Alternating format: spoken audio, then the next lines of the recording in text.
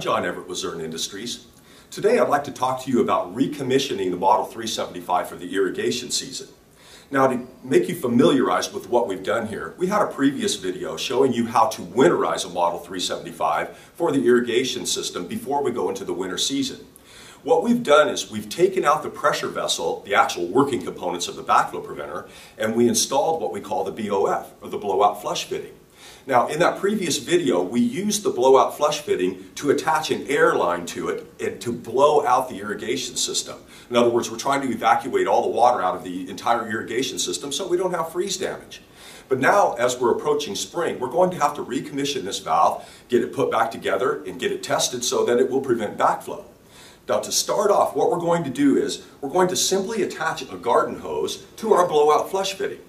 The way the fitting is designed, it's got a barrier inside such that the downstream portion will allow us to blow out the irrigation system, but the upstream portion we can attach a hose fitting to so that when we turn the water on, we'll be flushing out all of that inlet piping. And that's very important with a backflow preventer because they're easily fouled, and when they become fouled, we have to take them apart, clean them. It's just time consuming and it can be expensive. So again, in this case, on this 375, while we have the blowout flush fitting installed, we're going to go ahead and attach a simple garden hose. When we get that hose attached, we want to go ahead and run it to a point of safe drainage. We're just trying to prevent any water damage.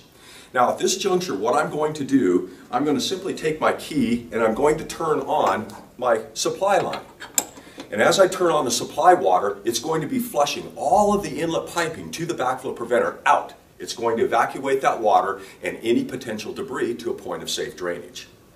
Once we get this drained, we flow it, flush it.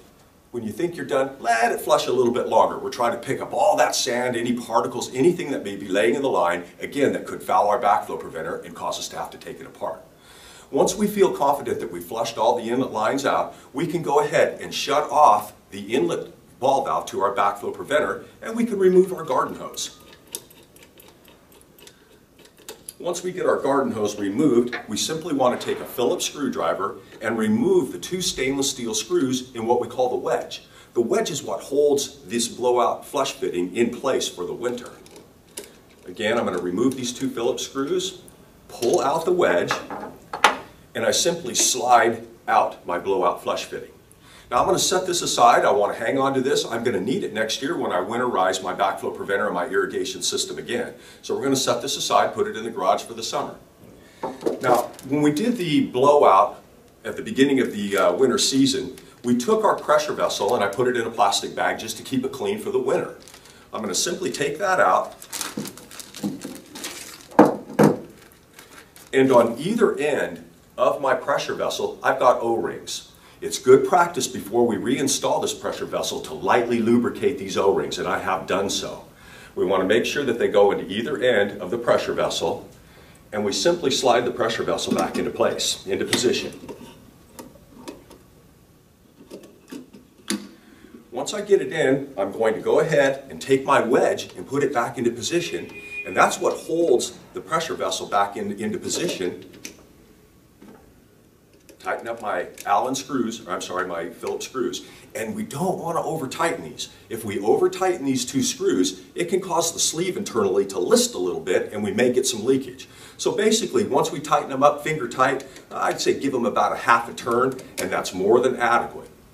Now that we have our pressure vessel back in place, we can simply open up our inlet supply slowly. We don't want to cause any water hammer. And once we fill up the entire body, we can go ahead and open the downstream.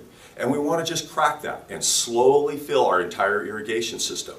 If you open it rapidly, we can create water hammer, and that could cause damage to components downstream. So go ahead and just crack your outgoing ball valve and listen to it. And when you hear that the system's filled, you'll naturally hear the stopping of the water moving through the valve. We can go ahead and open it all the way. And at this point, we've recommissioned the 375, and it's ready now to have a certified backflow tester come and test the valve and ensure that it's ready for the irrigation system. Now, I want to dwell on the testing aspect just a little bit.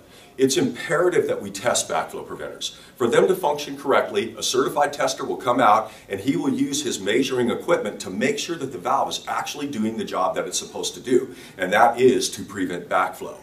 As far as finding a certified backflow tester, simply contact your authority having jurisdiction, meaning whoever told you to put the backflow preventer in to begin with, and they will have a list of certified backflow testers in your area.